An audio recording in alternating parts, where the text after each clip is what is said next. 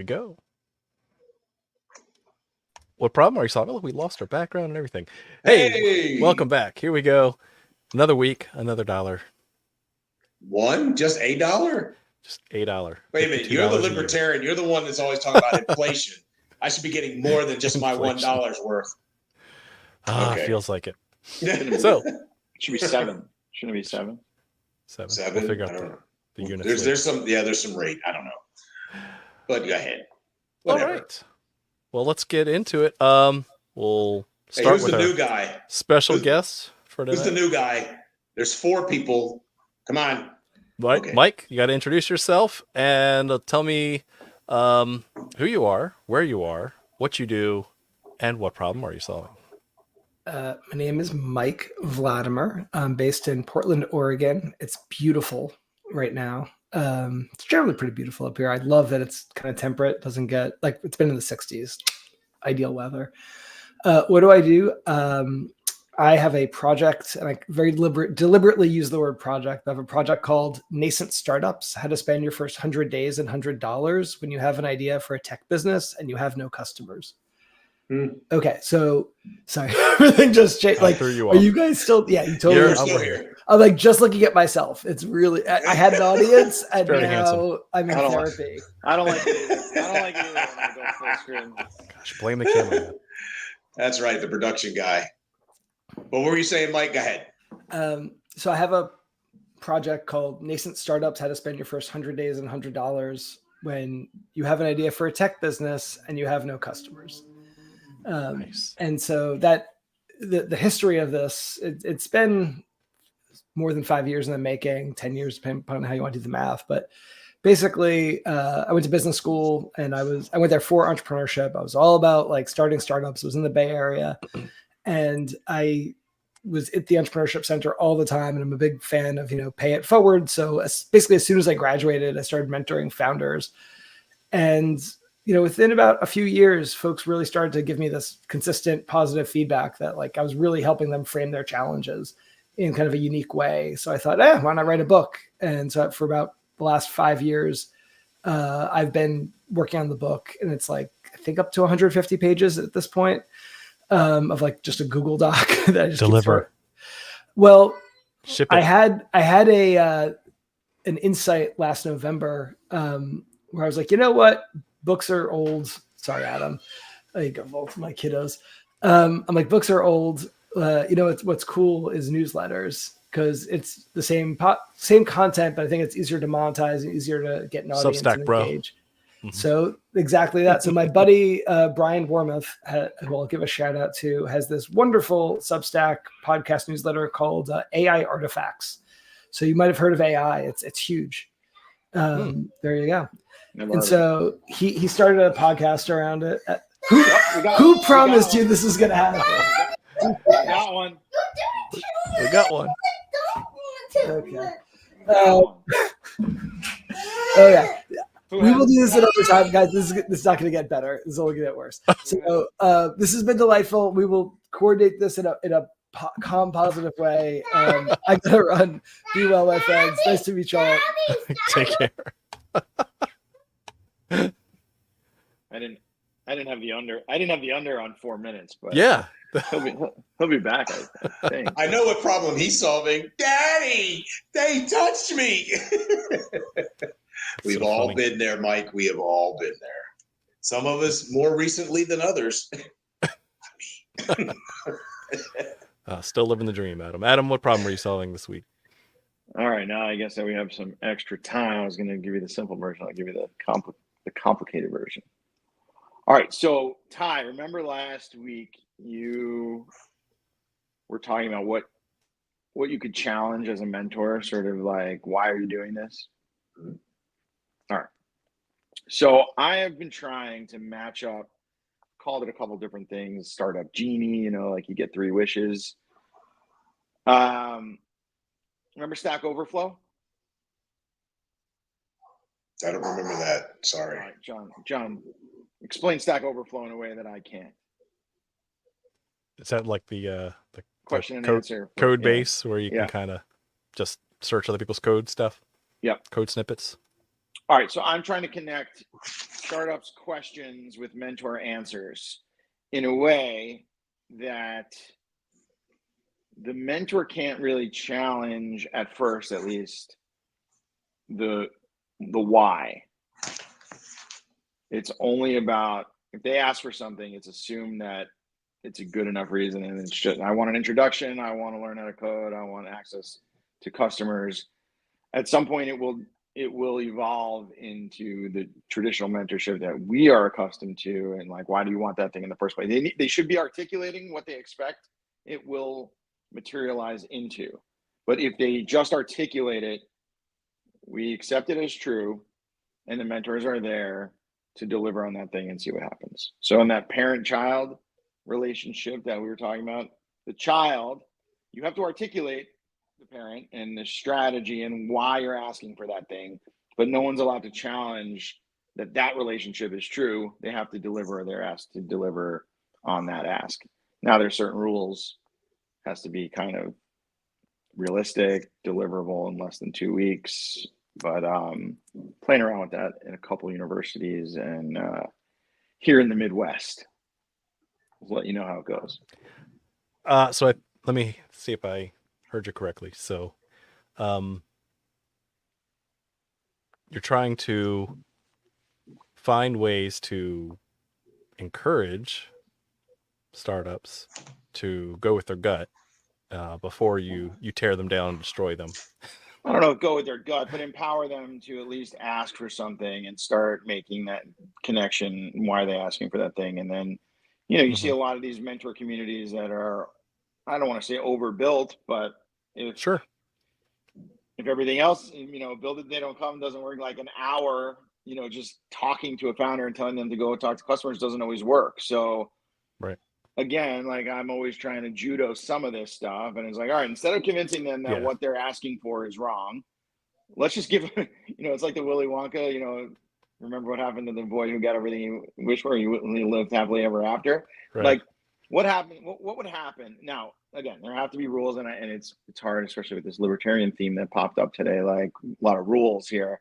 Too many rules. It has to be clear. It has to be, you get one ask at a time. There are ways of messing up and overcomplicating this, but like, what if you trusted the founder and didn't challenge them on why they're asking for that thing? But if I give you this thing, tell me what you're going to get out of it. Yeah. Tell me how.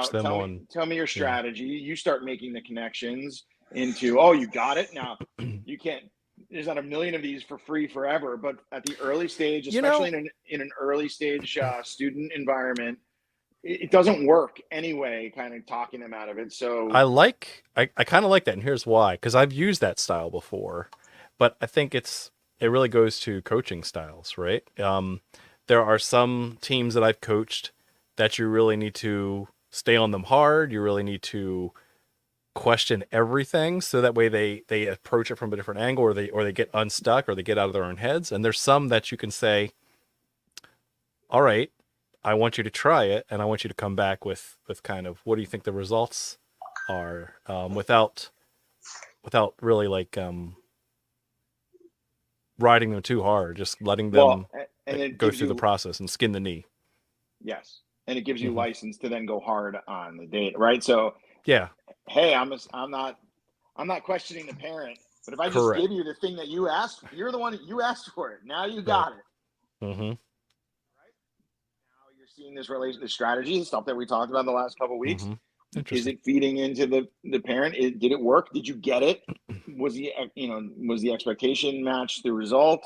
How long did it take you? How many resources? Like, was that your one ask, and you risked your whole social capital to get a meeting with someone that you weren't ready for anyway? Like, it's the only way, I think. Well, it's a way that I'm interested over the next year or so. I'm still, like you, still want to stay on this customer discovery path and just challenge. I see Ty's face, and I'm zooming in on Ty's face for a second here. The reason I was kind of confused. I'm confused because you went to. I had to look up. I had the Stack Overflow, so I went and Googled it real quick on my phone. I'm like, okay, and then it felt like the more simple part of what you're asking or what you're trying to solve with with folks and say, let's assume that you're right. I'll just give it to you. How do you know what kind of experiments you're going to set up just to see what happens? Yep. It becomes, I think, John, what do they call that? Natural economics or natural like a experiments natural in experiment. natural experiment in economics. I don't do anything. I just watch it happen. I don't have to actively engage an independent or dependent variable. I just let it run and I make the observations as a result. Is that how you're conceptualizing it? Well, not so much as a natural experiment, because I do think we're sort of A/B testing this against different styles of mentoring theoretically, but we don't need to overcomplicate it. What I am trying to say is there are so many mentors out there that are willing, they're willing to give full hours of their time. They're willing to roll out their network. They're willing to get in there and code for an hour. So instead of this, give them, teach them how to fish. They're not ready. What's that? You got to teach them how to fish when they're hungry or so. What's that? A lot of these super early stage, they're not hungry. They're curious. They want to build something. They want to meet someone. They want to meet that person. And so they want, a lot of give the man a fish. Yeah, just give it to them. And the next one, maybe they have to. Oh yeah, you like the taste of fish, we'll teach. But is your fish resulting in your hunger going down? It is? Okay, fine. All right, so we went too far there. But yes, I think there are so many of these mentor programs that are kind of not holding them accountable to the why anyway. Just lean all the way in the other way and just give them everything they're asking for, as long as it's reasonable. But really track it. Like, okay, what they asked for this week. Did they get it? Why were they asking for it? What was the context? Did it fit into their experiment? Did it influence the parent, the strategy, the thing that they're trying to achieve in that program or that quarter? And start tracking these asks over and over again and see what happens. So in that part, it's a natural experiment. But no, I think it's more, it's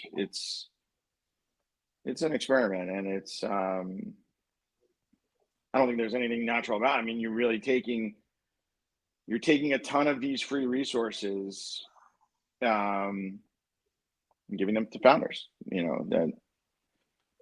that they don't necessarily they haven't earned yet, but that's okay in some of these early stage programs. So part of me says there's two different models at play, and they're both very Western models. When I say Western, I do mean Western versus an Eastern model.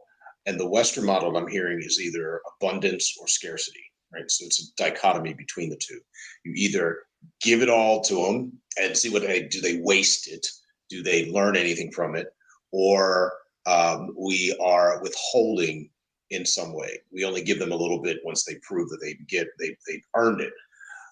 And that feels very Western to me, versus a full abundance model, which I still don't know what that looks like, right? But a full abundance model that says, I'm just here to help.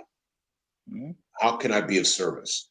And I know when I ask anybody, if they say, could you, and they just contact me, it's like, hey, great to meet you. How can I be of service? And so it is from me, and I'm not withholding or in abundance in a very market-driven way. I'm just like, how can I serve you best? I need some advice. And then once they engage me, like, so tell me a little more about what you're thinking, so I can kind of interface with you and what you're trying to think and what I offer, because I don't have anything else to offer but me when I come to this engagement. And if I try to get out ahead of you, then there's a one up that feels very one up to me, because I have some sense of knowledge that you don't, or I have some sense of observation that you don't, versus how can I be of service? Well, I want to try this. Okay, so what have you tried so far? And I think part of that might be the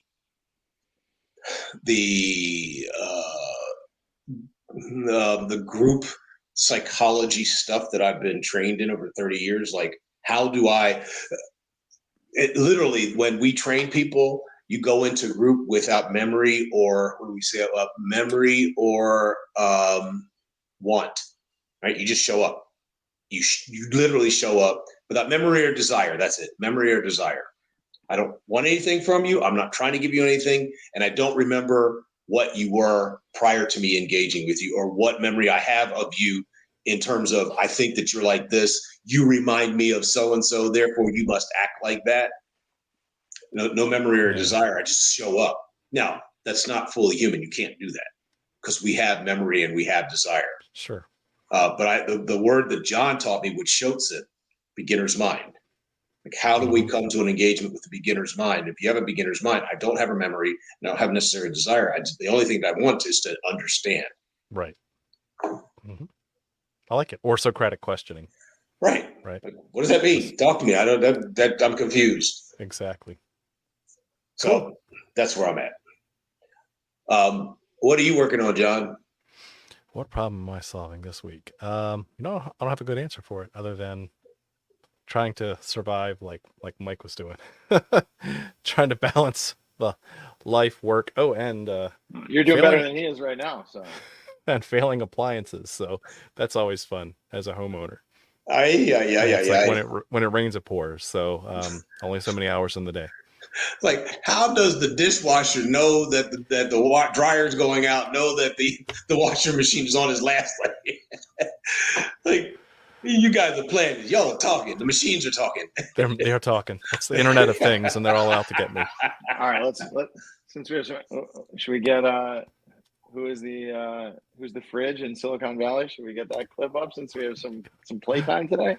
What is that? I know. Is that from a TV show? Silicon Valley, yeah. I know. Ty, what problem are you solving? Getting ready for a vacation. I have to go out and there's a white party on. We're going on a cruise, so I have to go out and find white pants to go with my white shirt. And elderly parents. Right. I get a call yesterday. Your dad fell at church. Oh my God, it's 2 hours away.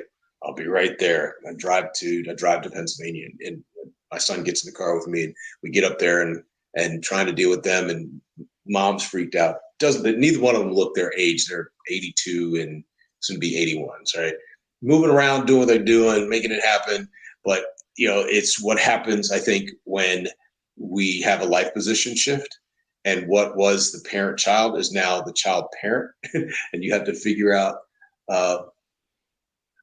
We're going to the Bahamas. He just popped in, what cruise? We're going to the Bahamas. And so going to have some fun.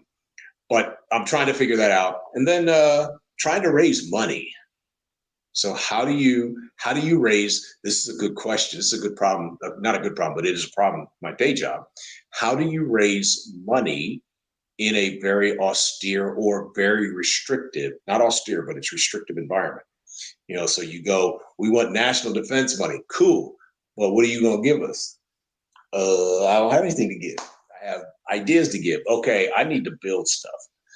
Large language models are just, as we all know, AI. I don't know. We kind of pre-showed this, but I'm just learning about AGI, which is just kind of nuts. That's the AI above AI. That's the one that becomes smart. So, we need to have an AI episode for sure and just nerd out on that. Absolutely. So that's the problems I'm working on. A bunch of them at the same time, but I'm good otherwise.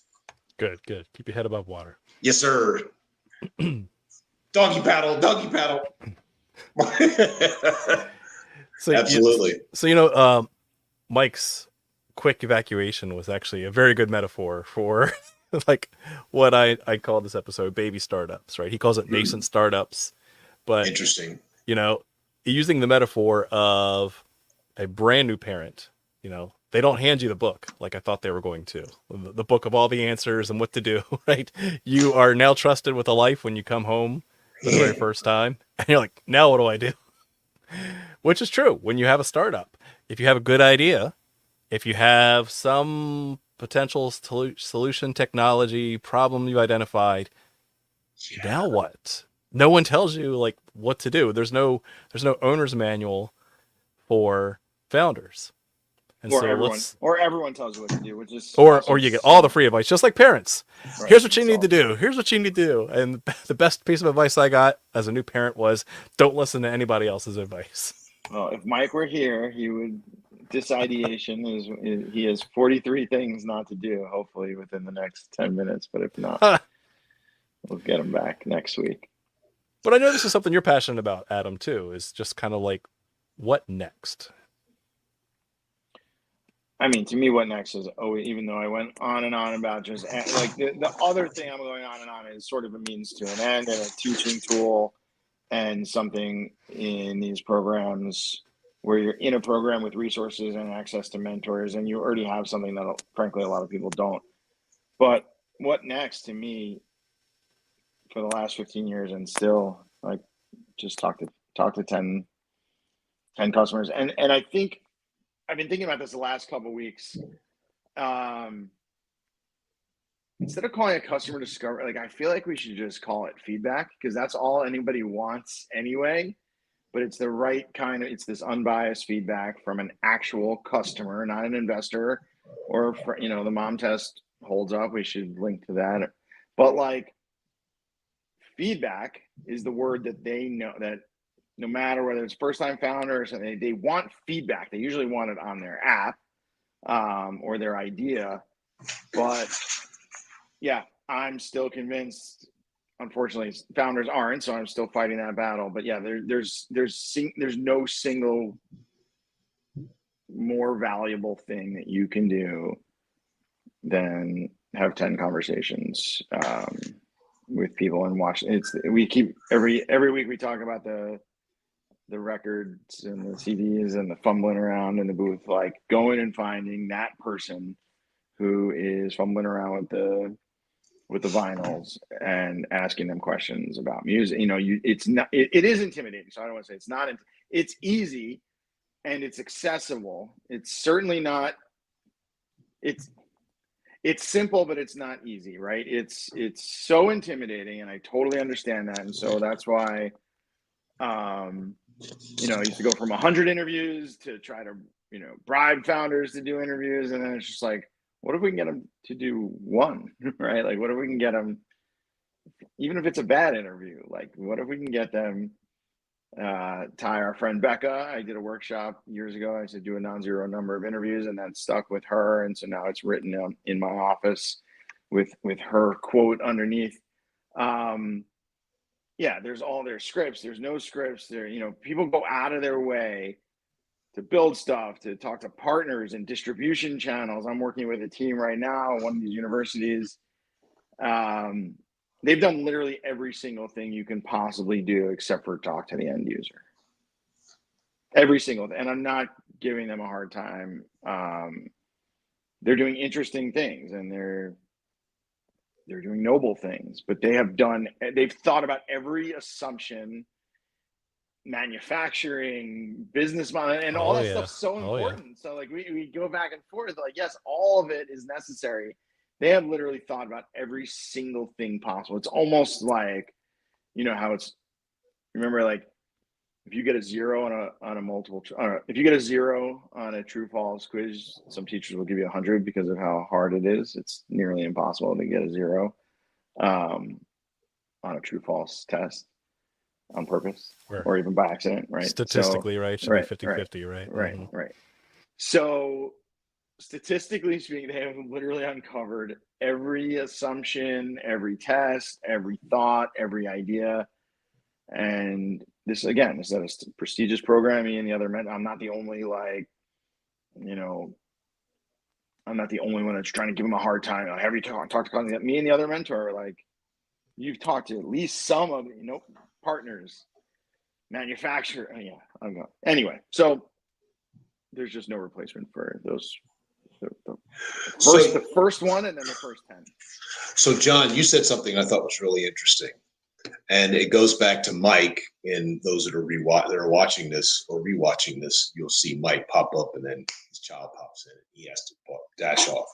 But he said something, and I just wrote it down. He said a lot, and even in that short time, he said, "Frame the challenge," right? He said something akin to that. And then, John, you said, the best thing that you ever done, and I like this idea of baby startups, tips for founders. And the thing that you said is that the best advice you got is don't take advice, right? But then I would submit to you that what they are saying is pay attention to the baby, right? Because the baby will communicate with you what their needs are. Babies cry because they are either hungry, they're wet, or they need some kind of affection, right? It's their way they manage to communicate with the other parent, be that dad, be that mom, whoever that is. And so how do we get founders to pay attention to the baby and not the advice that they're given by Adam or John or Ty? How do we get them to pay attention to the baby?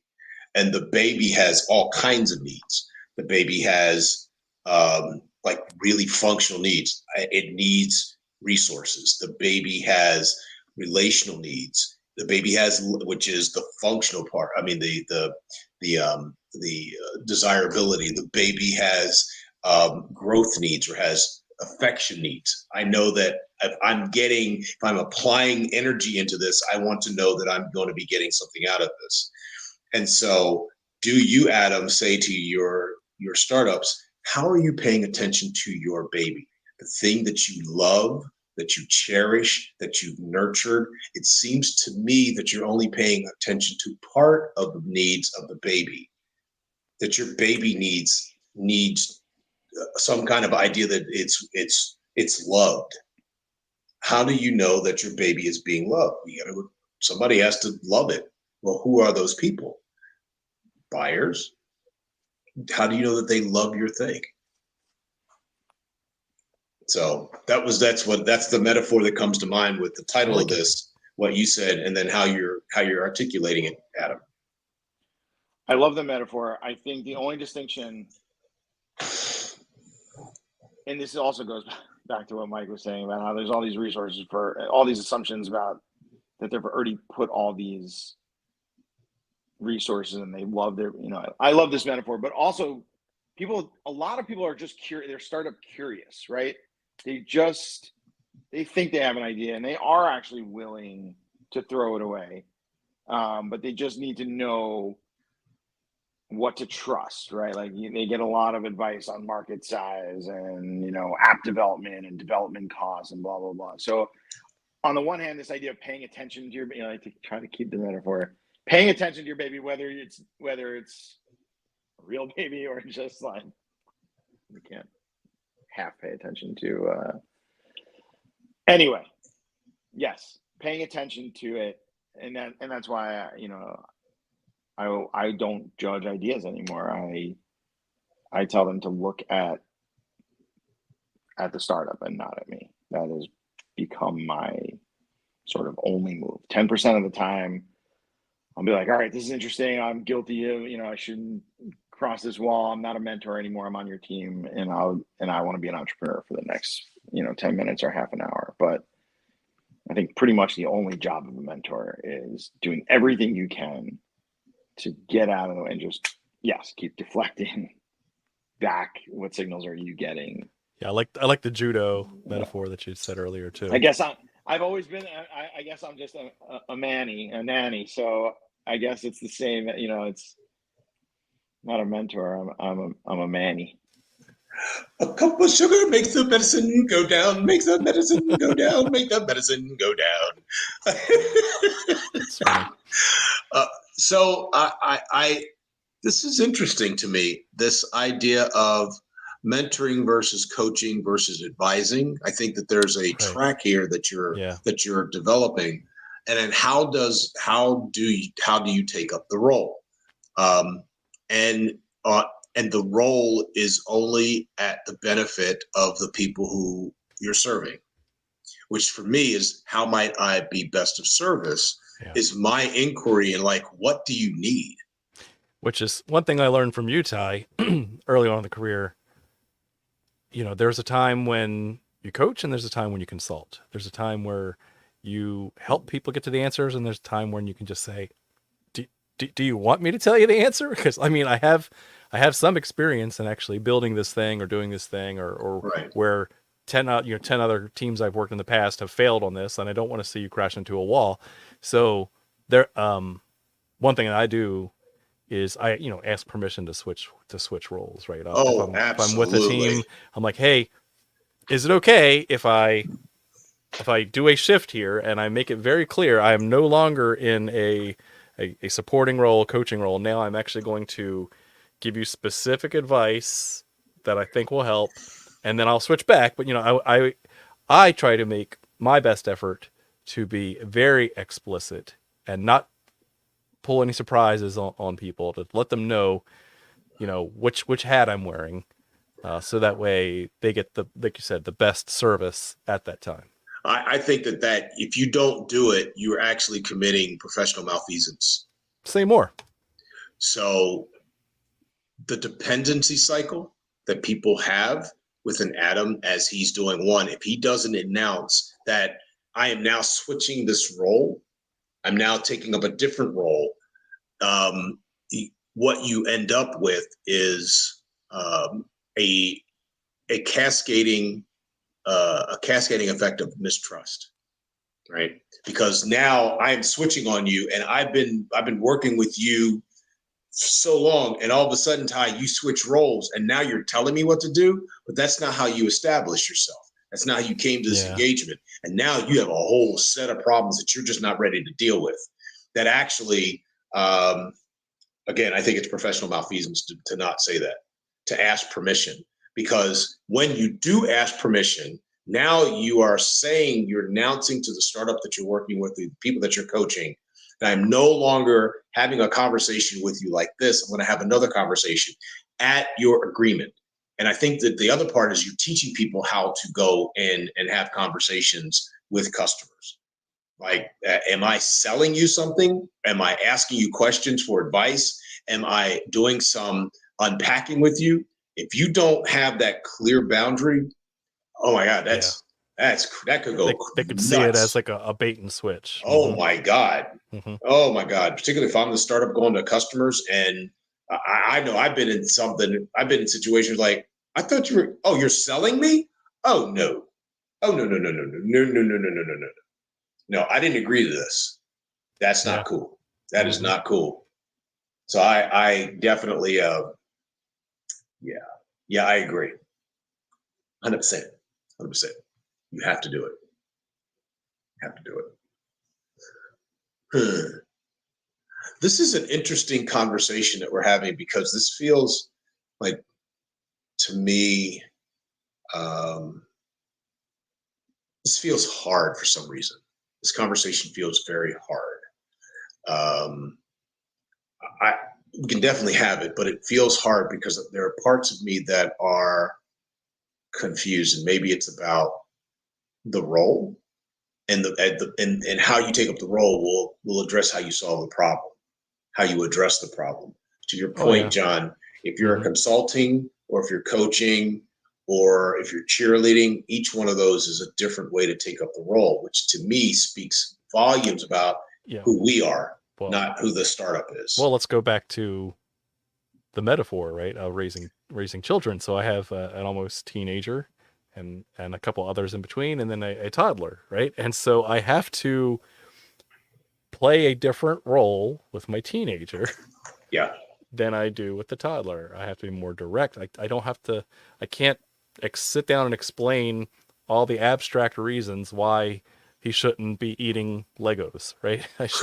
I don't think he's going to get that. You just have to just reach in and take the Legos out. And conversely, if I just tell my teenager because I said so, that's not good enough. They need the context, they need the experience, they need, the guardrails rather than the command. So, that's again, different teams in different stages are going to be to need different types of guidance. Yeah. Right, Adam? And so maybe what you're speaking to is the maturity of the startup. Yeah, that could be. That's so interesting. I mean, literally, you said it's baby startups. How do we help baby startups solve the problem of not losing their way, of not eating the Legos, of not touching? Well, and sometimes I just saw this statistic, this chart on LinkedIn that talked about time to pivot. right? They started, and how long did it take them? Some of them, they pivoted and did well in 2 months, stuck with their pivot and, went unicorn. Others, it took 2.5 years to get there. And so each one is a level of maturity at a different level and a different cadence to maturity, right? Because I think the pivot is ultimately, and it's an indication of their capacity to figure out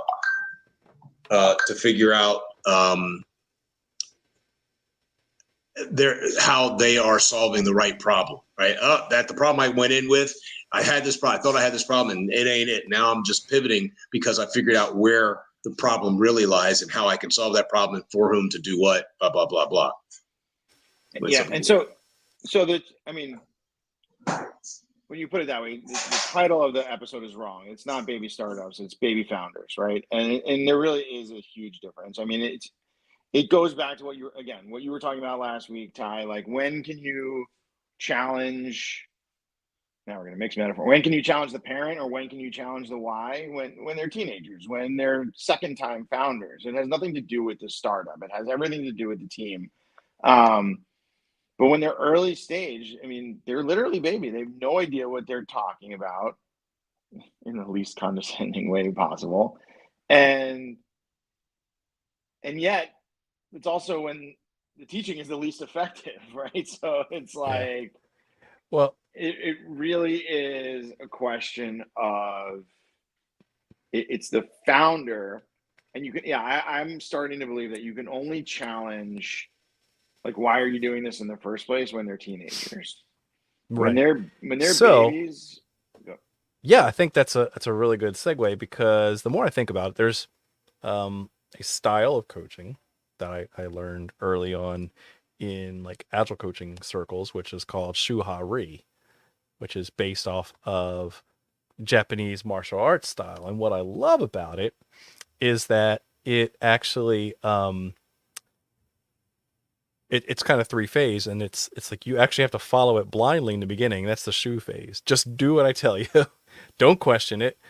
Take the Lego out of your mouth, and then just trust me at this point until we get some data, and until you know the forms, the foundations. And then after that, then there's the Ha phase, where you can actually, now that you know the foundation and why, know why you're breaking a rule, know when to pivot based off of a different context, different environment, different piece of data, so that you can eventually get to the Ri phase, where you are separating. There are no rules, there are no spoons, right? You are now a master, and you've just embodied all of the forms and functions that now you can innovate, you can transcend the practice. So there are times where, and again, some teams that I've really enjoyed coaching are the ones that let me just say, here's what we're going to do. You're going to do a daily stand-up on this time at this date, and it's not going to be any longer than 15 minutes. And we're going to share this piece of information, and like, just don't question it. We're going to do this for 2 or 3 weeks until you get comfortable with it. Trust me that I know what I'm doing. And then we can do some retrospectives, figure out when to change things and why we're changing things, and give them a little bit of freedom, just like we do with kids, right? You have to just let the leash out a little bit, let the umbilical cord go, right? And then eventually, they separate, they leave from the nest, hopefully, right? With the knowledge and wisdom that comes with years of experience and trial and error and skin knees and kissing boo-boos and all that. So that might be different phases for different startups. Well, and yes, 100%. But the same way we were talking before about, like, you have to tell the startup when you're switching roles or switching content, and this has to be clear up front. I like that. I agree with that. Because 100% of the time, a lot of the time, you're getting founders who are babies, who are in the Ha-Ri phase, 100% of the time. So unless they're bought in, right, and then you get programs where the program and the mentor are aligned, that Shu, and the startup is in Ha-Ri. Oh yeah. So yeah, I mean, I think this all comes back to my my notion of customer discovery. Just do it, but it doesn't work a lot of the time. Like, they have to be bought in. It's like the Karate Kid when he's just paint my freaking fence. Wax on, But wax off, don't wax on. question. That's it. Do not question. Just paint. But it's so beautiful because then you realize you're strong. You know exactly the montage when he finally gets it. I think it's one of the most powerful coaching or mentoring or teaching moments. But yeah, I think there's a huge gap when the mentor understands Shuhari, but the startup just thinks, either you're volunteering an hour or they've been accepted to some program or, I'm a startup, get me money. Like, that's what startups get. And or build a product, nothing against, not even the access to capital, even like, I'm going to build an app. Of course I'm going to build an app. How else would I possibly, know if my startup idea is good or not without building my app? I think there's something extremely powerful about alignment in the. Whoa. Him disappeared. Oh, there he is. Is that me? Yeah. I said in the shoe, and he went poop. And I said, even though I don't wear shoes, and then neither one of you laughed, and I was like, this doesn't make any sense. He transcended. So Adam, I got a favor to ask. We spent 41 minutes really kind of driving home, and this is going to sound pedantic, and I apologize at the very start. But what's the big thing that's like bugging you? I mean, very simply, what is it that's bugging you? And I've heard it, but I'm fighting to unpack it for myself. And I don't want to be pedantic, patronizing. I have been listening, trust me, you might do. But I'm working on trying to figure out what is it that you're really working on. That's like crawled up your butt and just like, I wish it would go away. Or something like that. Bad metaphor. But it's in your crawl, right? I think 10 years ago, people were not doing any interviews. Now they're doing 100 interviews, and they still don't know shit. Okay. I like it. To the point. Boom. And so you're trying to figure out the right path, the right measure, the right cadence. Which one, if you had to rank those, and I agree with you. And I'll tell you why I agree with you. Do 100 interviews when Steve Blank and those guys, NSF, they're like, got to do 100 interviews. I'm like, why? Is there a stone cold metric, or you have enough experience, Steve, and all the rest of those guys, that when you get to 100 interviews, you have a better than average sense of something's awry. You knew at the beginning, you went into this thing, and man, I'm watching it. I see people over there struggling, but I'm not exactly sure. You come to this course, you come to these mentors, like, go out and interview people. Great. Go out and find out what's going on with them. And I say it too. I think we all do. And then you go, am I sending them into the Valley of Death Road to 600? What's that? The Charge the Light Brigade, right? And they're just going to charge full on into the Valley of Death. And no pun intended, with Lean Startup Valley of Death, but we're sending them off into charge headlong to do something, to figure something out. And I think what you're saying is we're not exactly sure if what's the right number, what's the right cadence. The way I explain it is like, this is like science. It's like a science experiment. How you think about it. I think we're getting closer and closer to knowing the right number per sprint is between, like you, I love every week. I don't get bored of it. I love it. 5 is enough if you're talking to the right people and you're doing it the right way, right? So if you're talking the right group of people and you're asking the right questions and you're actually listening, 5 in a week or a day, even in the right circumstance, is actually the right cadence and the right number. Now, it takes about 100 interviews to fully get. That's the piece that everyone's missing. And even the top schools and I-Corps, to name it, I don't know enough. There might be some I-Corps, don't hurt me or get mad at me, but like It's nice knowing you, Adam. There's so much more energy. Like, at least when we were doing no interviews, they were doing no interviews. Now they're doing 100 interviews at the best schools in the world. They're going through these classes week over week. We did 10 interviews. We have these personas, and they're not any better off. And they're 90% of the way there. Ooh, go ahead. Finish your thought. All they need is for someone. This again, we'll have Mike back on. And this is where all you need is someone at the end of the week to don't tell me how many interviews you did. Tell me what you learned. Okay, so the precursor to this is not the number of interviews; it's asking the right question. Of course. Well, it's listening to the answer. Asking the right question, being focused on the what people are saying, listening and synthesis. Doesn't matter. You could ask. So in my world, in the group relations world that I live in, we have a philosophy. It doesn't work because it's too many variables. But we have this thought that if you look at below the surface of what people are doing, you can figure out what's going on in an entire system based on the activities of one person. Right? It's fractal. It is a fractal relationship. How one person shows up in the theory, how one person shows up is a fractal of the entire organizational dynamic. Is that why everybody we coached back in the day had split personalities? Yes, he is. No, he's not. Yes, he is. No, he's not. That's what it felt like. Tell me about it. Now it's nice knowing you two also. But Cancel. if we big dogs.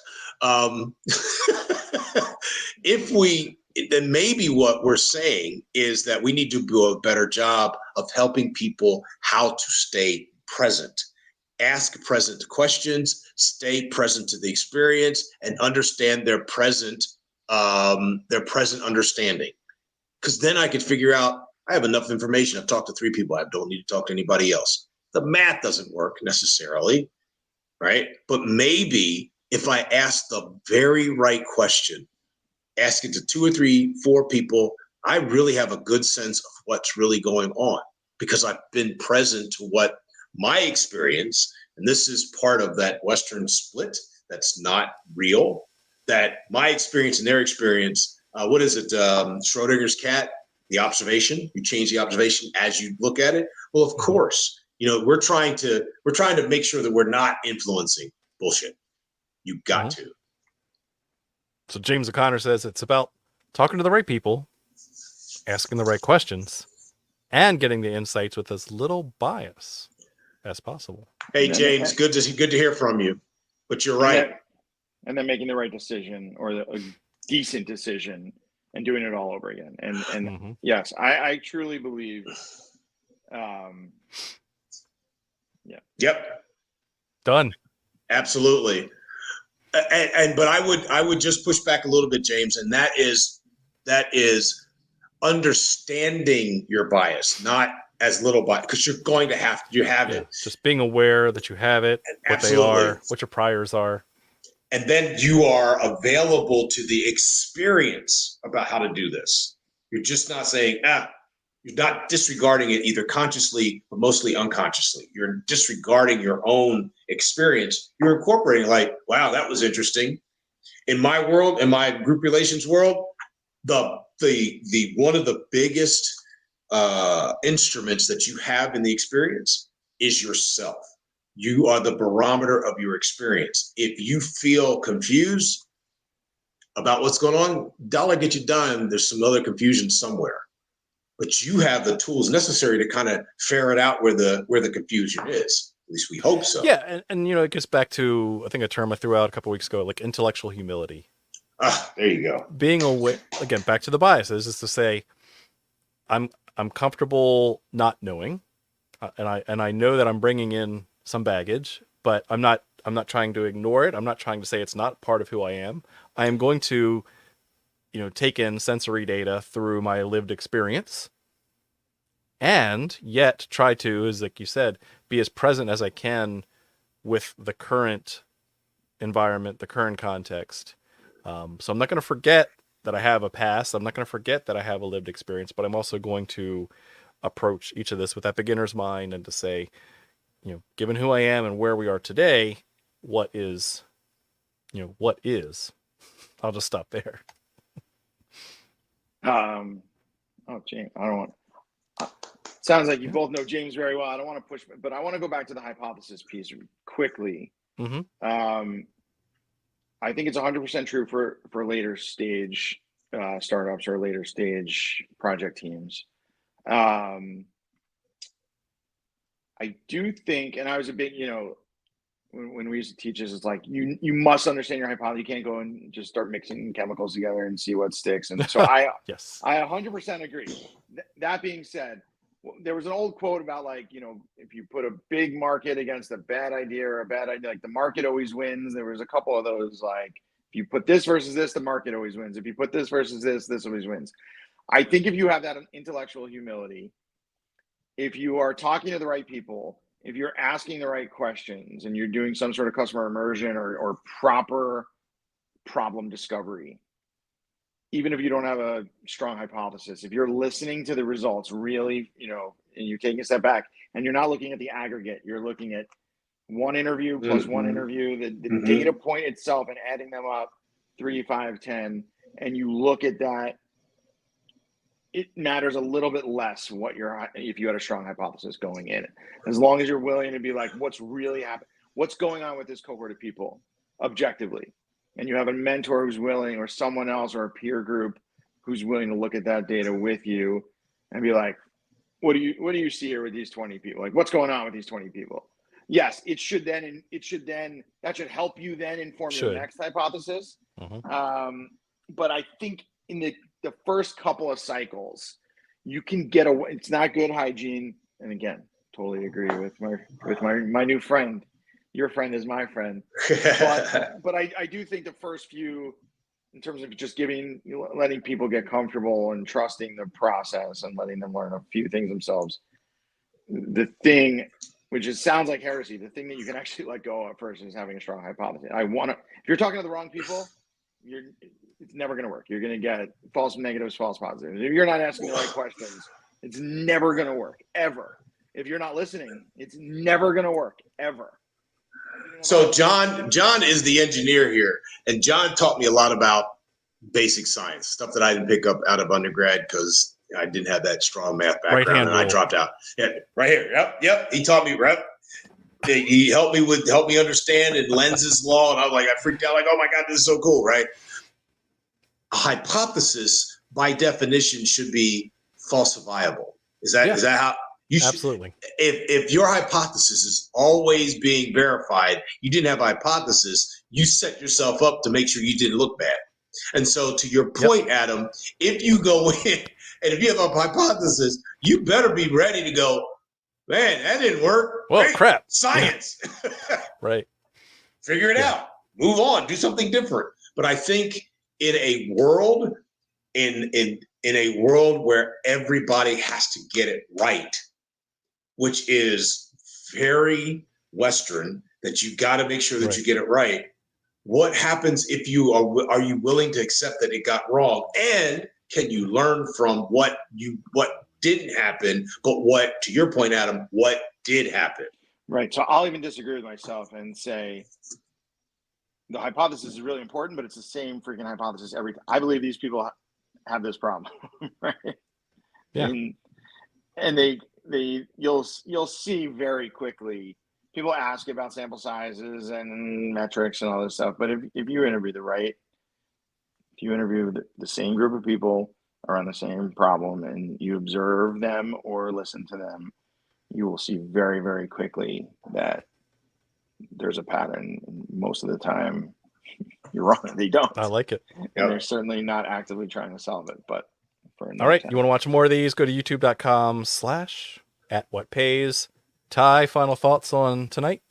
It was confusing, but I think we landed. It was good confusion because I think we had to get through. I had to get through some of this to get clear on this idea, and it's not just yours alone, Adam. This idea of we need to get people out, start talking to folks, but why, to do what, and how much. So, and thanks, James. Talk to you later, buddy. Adam? Final thoughts? Good night. Yeah, you closed it pretty well, so thank you for that. And I guess the only thing I would say is that I agree that there was, the sudden evacuation of Mike threw me for a loop, as any good plans change. But here we go.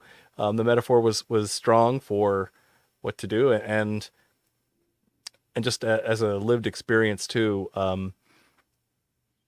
This innovation pilot that I was on a couple weeks ago, they didn't have as many guardrails up, and so they were it was a little bit of innovation in the dark, right? They were just kind of feeling their way around the walls, and there's a wall there, so I know that's where that limit is. And if I were King for a day, starting over to help that team, it would certainly be a little bit more shoe and a little bit less re. One comeback, I am really excited about having guests. I think I was really excited about, even though he had to dip out for obviously, Daddy, they had made Daddy. I want to skip Mike back because he seemed like he had really good energy. Let's get him back for 6 minutes next time. There you go. All right. It's good. Have a good night. Teaser. All right, guys.